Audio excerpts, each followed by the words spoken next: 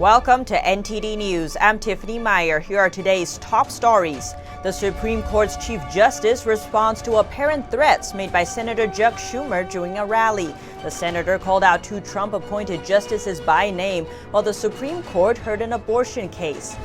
U.S. officials breathe a sigh of relief as the UN Patent Office announces its new head. The successful Singaporean candidate headed off Beijing's bid for a fifth UN leadership role. Vice President Mike Pence says the White House Coronavirus Task Force is sending 1.5 million test kits to hospitals across the nation. Pence also encouraged Americans to use common sense to keep healthy.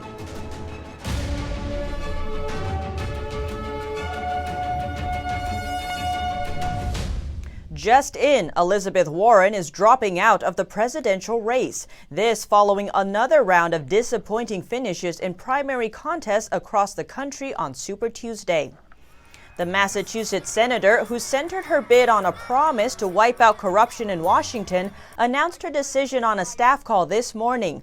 Warren's path to the nomination has been narrowing since the first round of voting in Iowa, where she placed third. In subsequent contests in New Hampshire and Nevada, she dropped down to fourth. And in South Carolina, she came in a distant fifth. And in other news, Chief Justice John Roberts today responds to an apparent threat to the Supreme Court from Senator Chuck Schumer. The senator's vivid language came during a nearby rally while justices heard a Louisiana abortion law case. Chief Supreme Court Justice John Roberts responded to apparent threats made by Senator Chuck Schumer to the Supreme Court on Wednesday. Roberts wrote, "Justices know that criticism comes with the territory, but threatening statements of this sort from the highest levels of government are not only inappropriate, they are dangerous. All members of the court will continue to do their job without fear or favor from whatever quarter." Schumer issued the threat outside of the Supreme Court while justices inside heard a case on Louisiana abortion law. Schumer called out two justices appointed by Trump by name in a rally organized by pro-abortion activists. I want to tell you, Gorsuch, I want to tell you, Kavanaugh, you have released the whirlwind, and you will pay the price. President Trump also responded on Twitter, saying, "There can be few things worse in a civilized, law-abiding nation than a United States senator openly and for all to see and hear threatening the Supreme Court or its justices." The court case was to determine whether abortion providers needed certain guarantees of access to nearby hospitals. The law was ultimately upheld. Schumer's spokesman says the senator was not offering a threat but was instead referring to political consequences. Intellectual property rights are safer following the appointment of a new Director General of the World Intellectual Property Organization, a Singaporean who got the job instead of a candidate from China. The outcome is seen as helping stop intellectual property rights from falling prey to the Chinese communist regime. A Singaporean beat a Chinese candidate in the race to lead the World Patent Office. It's a significant move as it heads off Beijing's bid for a fifth UN leadership role. Darren Tang defeated fellow legal expert Wang Bingyin in a closed-door vote on March 4th. The Chinese candidate Bingyin had previously drawn criticism for allowing counterfeiting and illegal expropriation of intellectual property. Dozens of countries voted on who would become the next Director General for a 6-year term. Intellectual property has been at the heart of a trade war between Washington and Beijing. When IP is stolen, counterfeit goods can be produced and sold. The U.S., along with many other Western countries, had backed the Singaporean candidate Darren Tang for the job. U.S. Secretary of State Mike Pompeo said last month that Washington was following the Patent Office vote very, very closely as the outcome could be critical. Chinese IP thefts cost the American economy between $200 and $600 billion annually. 85% of counterfeits seized at U.S. borders come from China. The U.S. believes the Chinese regime has a broader strategy to gain control over the 15 specialized agencies of the UN. China already has its nationals heading 4 of those agencies, which is more than any other member state. Congress is working to protect China's island neighbor Taiwan from the communist regime next door. The House passed a bill yesterday that aims to strengthen Taiwan's diplomatic ties.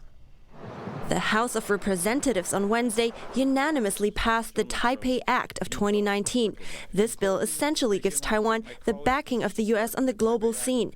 It stands for Taiwan Allies International Protection and Enhancement Initiative. Congressman John Curtis explains.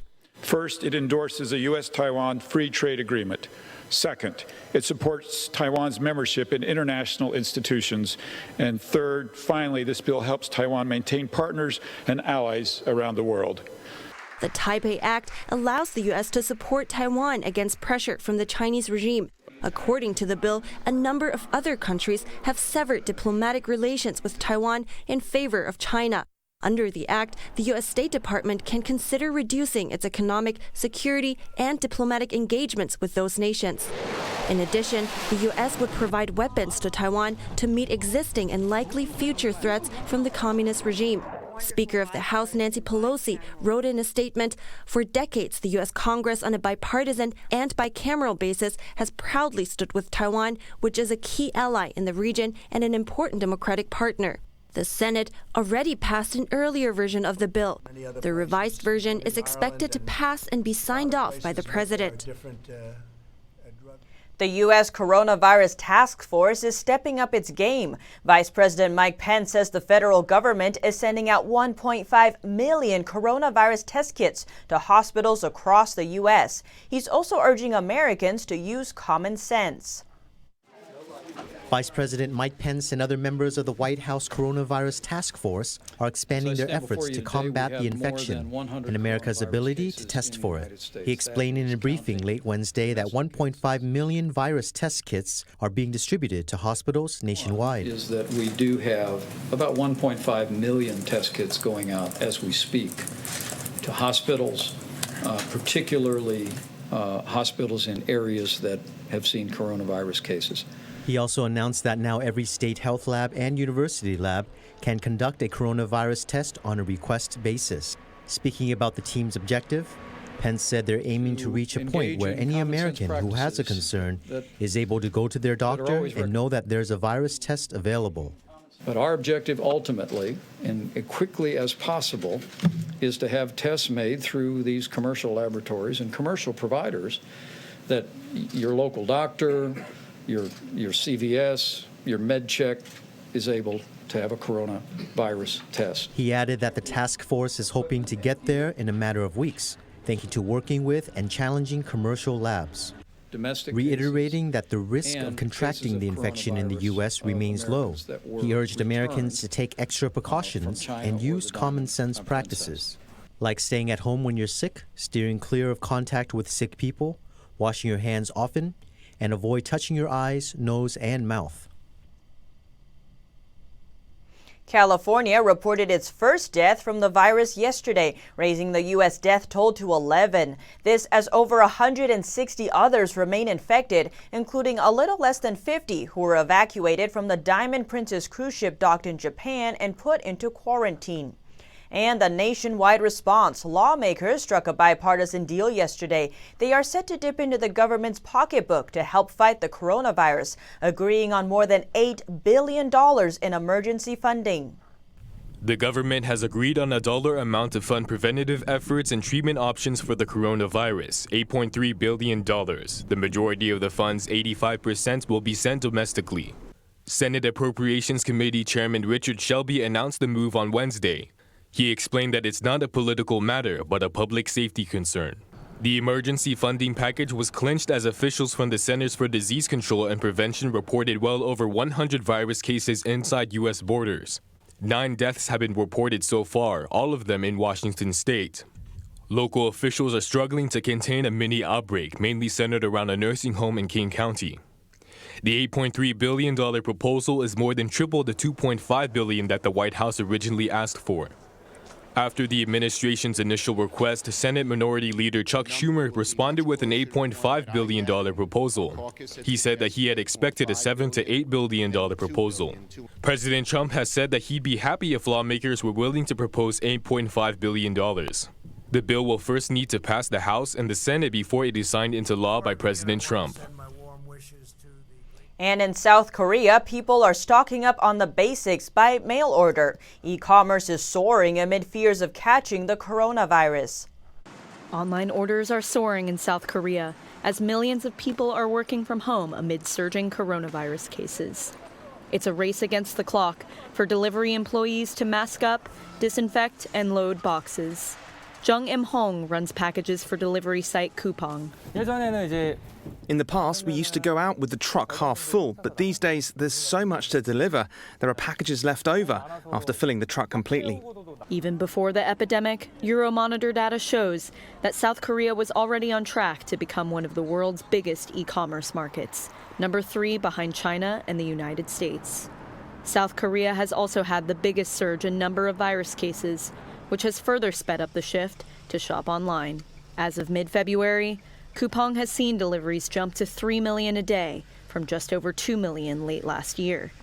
The virus has also forced delivery workers to abide by a variety of procedures, from wearing face masks at all times to walking through thermal detectors before coming into work every day.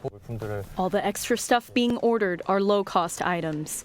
Microwavable rice, diapers, kitchen towels, and more are all being ordered en masse, while the cost of delivering the goods skyrockets. Coupang was already struggling on the path to profitability in a highly competitive market with South Korean conglomerates like Shinsegae and Lotte. For now, Coupang's hired a wave of new delivery workers to keep up with all those people isolated at home. Only time will tell if that investment pays off. Still to come, China is now using lung transplants to potentially combat the coronavirus. But where are the organs coming from? Learn more about why an expert is questioning the practice when we return.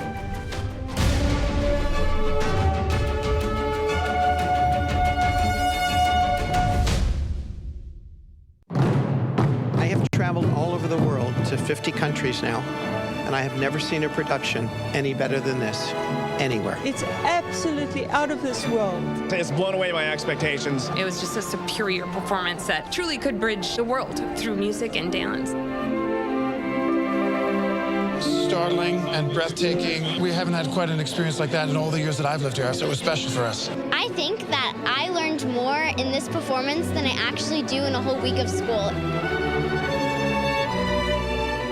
The beautiful costumes and people just float. The choreography is incredible and the storyline, beautiful, beautiful. It's so beautiful. I'm getting teary-eyed watching. It's very moving. You feel it. You're feeling the show. It's like a mini vacation that transported me into another place, into another world, into another culture. When I came here tonight, I felt very dejected about the human race, about everything going on in this world. And during the performance, I just felt now there was hope for each of us individually, as well as for all of us collectively. Shen Yun was more breathtaking, more heart-wrenchingly beautiful, more amazing than I had expected. It's very difficult to put into words, actually. You just have to come see it.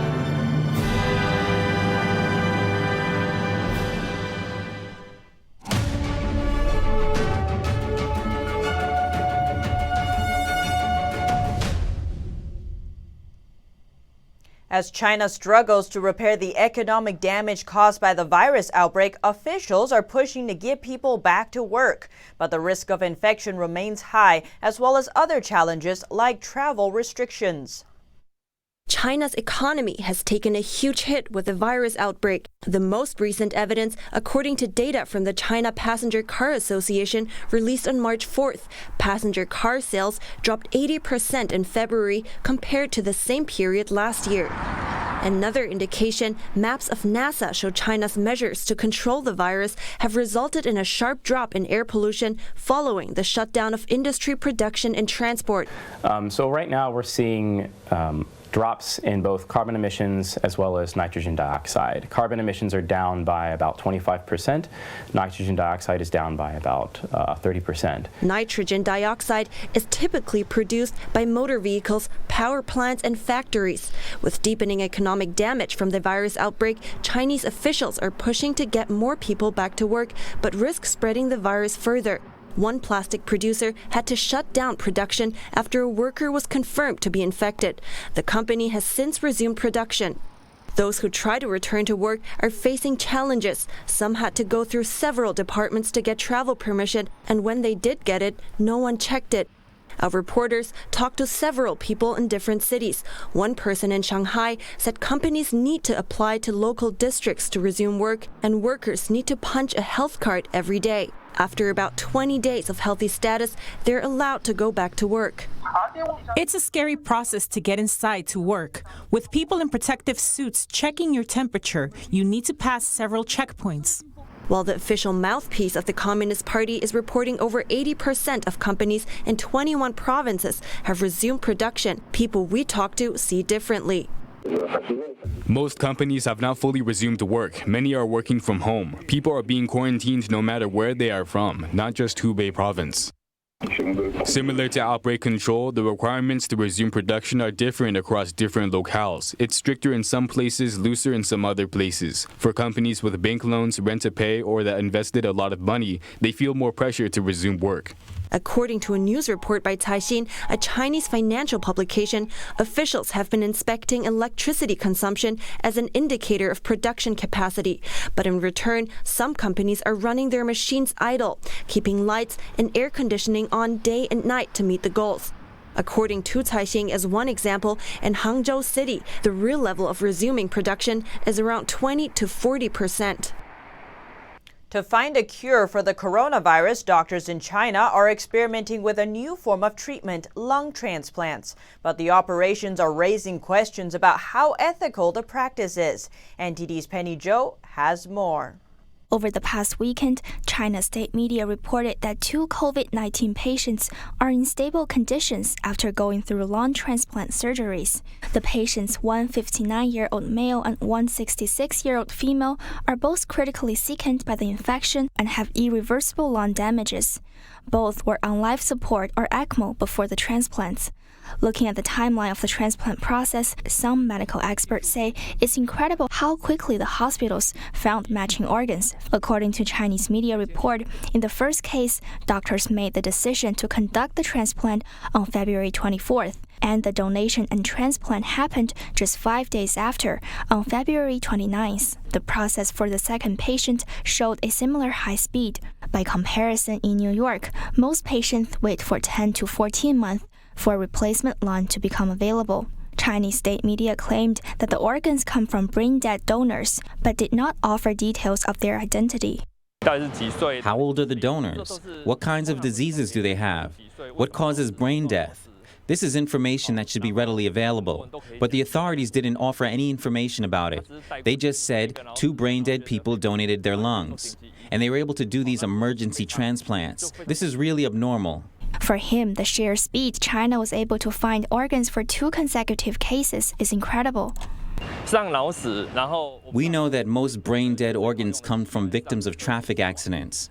But the problem is, recently we know there are barely any people on the streets in China, nor are there many cars. So the chances of brain death due to car accidents should be extremely low right now. Then how are they able to get matching organs so quickly? The main surgeon who operated the first transplant, Chen Jingyu, said that if the experiment turns out successful, they will conduct more transplants for coronavirus patients. In an interview with state media, Chen said they will consider all Wuhan patients with critical conditions and select some to get lung transplants. Such a promise raises ethical questions about the source of the organs, given China's record on organ transplants. Last year, an independent People's Tribunal in London delivered a judgment that in China, forced organ harvesting from prisoners of conscience has been practiced for a substantial period of time, involving a very substantial number of victims. Besides questions about the donor, an infectious disease expert says how helpful this is for the patient is also in question. Microbiologist Shen Yun said even though the patients tested negative before their operations, their bodies may not be clean of the virus, making it possible for the new organs to get infected. That's why I think it's just totally against common sense. Lin said to do this kind of transplant, doctors have to suppress the patient's immune system so the body will accept the foreign organ. So you're suppressing people's immune at the same time, but people need to fight with the virus too, right? So how do you work on this together? And so that's why you putting the patient in higher risk that he may have a relapse of the COVID-19. even if he's on the track of recovery, and you actually give the patient extra suffering in this process. I don't even know if the patient's family really agree on this. The operation also puts the medical staff at huge risk and possible exposure to the virus in the patient's body. So why did China coordinate so much resource to conduct the transplant and publicize it with state media? From the news stories we can see, the whole operation is supported by local health authorities. They bypassed all medical paperwork and procedures and put everything they have into it. So when I read the news, my feeling is it's almost like propaganda organized by the Communist Party. The storyline is how the Communist Party is leading China to fight the disease. Chinese authorities are facing a growing crisis over their handling of the coronavirus. Experts say its cover-up in the early stage and silencing of whistleblowers had put the party's legitimacy in question for the Chinese people. Penny Zhou, NTD News. Coming up in lighter news, the next Mars rover is said to be given a name today. Over 28,000 school students enter NASA's competition to decide what the next rover's name should be. Find out more when we return.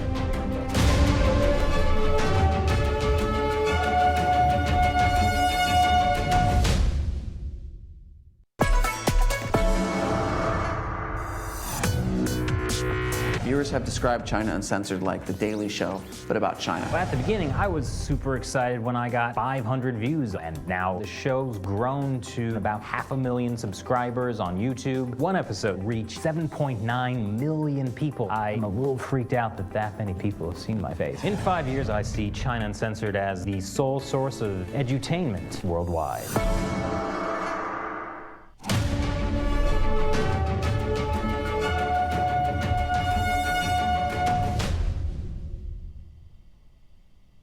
ICE has been criticized by some as being cruel, with others even wanting to abolish it. We followed LA's immigration and customs enforcement agents for a day. NTD's Los Angeles correspondent Zach Lee reports. What does a day in the life of an ICE officer look like? Around 5 a.m., officers are briefed about the operation. Then they head towards the planned location to wait for the targeted criminal to show up. Right. So these operations, these are our fugitive operations, right? Targeted enforcement operations. We do this every day, basically 365 days per year. So Officer Marin says they only do operations to remove criminals who pose a threat to the communities. Raids and sweeps is not the right idea. Restaurants, we don't do anything like that and do area control or what people term as sweeps or raids or anything like that.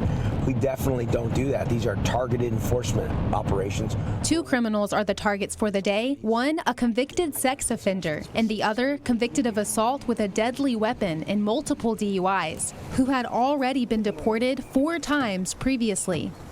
After their arrest, they are taken back to a temporary detention center, then fingerprinted and sent to a holding room, where they can make phone calls and have 1 visitation.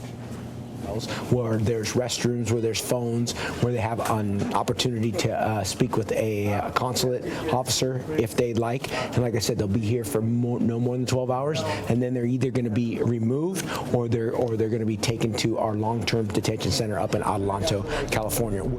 In sanctuary cities like Los Angeles, removing criminal illegal immigrants takes quite an effort compared to before the sanctuary policies were enacted. So one officer working at a jail could process anywhere from 8 to 12 individuals during their 8-hour shift, right? So what you saw today was that you saw 10 officers spending about 5 hours to arrest 2 people. So right now, 10 states have sanctuary policies in their counties or cities, which means that after a criminal who is illegally living in the U.S. is arrested by local officers, they're usually released back into the community. And it's unfortunate that, because again, I think it's politicians and even some law enforcement leaders putting politics ahead of public safety. Reporting by Zach Lee and Melina Weiskup, NTD News, Los Angeles. The National Cherry Blossom Festival is scheduled to proceed as planned despite coronavirus fears. The festival takes place every year in Washington, D.C. and is expected to continue as planned as long as the U.S. coronavirus situation stays as it is. The festival opens later this month. Most of the attendees are from the U.S. Asian visitors usually make up only about 3% of total attendees. D.C. tourism is expected to decrease due to the virus, but the Cherry Blossom Festival's organizers are seeing increased interest. And 28,000 school students entered NASA's competition to name the next Mars rover. The results are due to be announced today and will be streamed across NASA's media channels and social media. NASA engineers designed this rover to gather rock and soil samples with the hopes that they will someday be sent back to Earth. Last December, Mars rover team members showed off their progress ahead of its planned launch this summer. Flight System Manager Ray Baker said they are testing everything possible to shake out the bugs and make sure it's a reliable system to send to Mars. I am extremely excited about seeing this rover collect its first sample that we may possibly bring back to Earth. This is an exciting time for us. This time we're looking for signs of past life, and that to me is just amazing. The current Mars rover weighs more than 2,300 pounds. It will search for signs of past microbial life, characterize the planet's climate and geology, and collect samples for future return to Earth. The rover is scheduled to land on Mars on February 18th, 2021. Up next, updates in the movie world. Ben Affleck has a new movie coming out, and the 25th James Bond film, No Time to Die, has been pushed back 5 months. Find out why when we return.